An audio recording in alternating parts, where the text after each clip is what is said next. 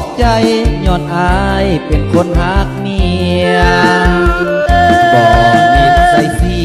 ยอยู่กับเมียมีความสุขดีขอบใจสวรรค์ที่ส่งเจ้านั้นมาห่วมชีวีมาถึงจุดนี้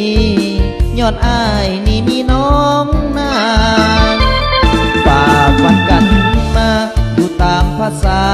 ทุกๆยากยากน้องทนกับความลำบากนำอายมาหลายอย่า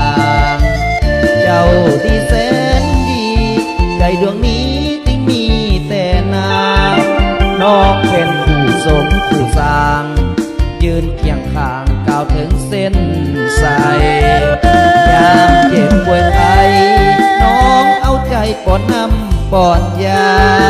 หาแก้ไขลำบากยากจนหน้ามนต์คอยเป็นแห่งใจทุกสุขอย่างที่ผ่านมาได้ย้อนอายนี่มีแก้วตา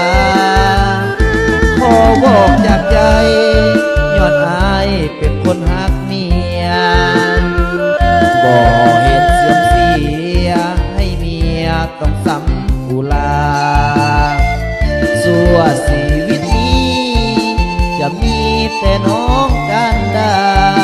ขอบอกตรงๆเลยว่าผู้ขาคือคนหักเมีย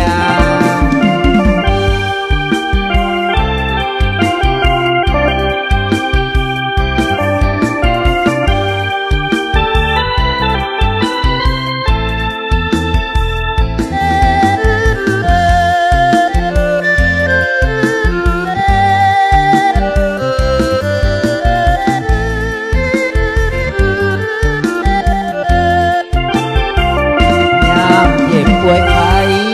น้องเอาใจปอดน้ำปอดยายามมีปัญหาการดาหาทางแก้ไขลำบากยากจนหน้ามนต์คอยเป็นแห่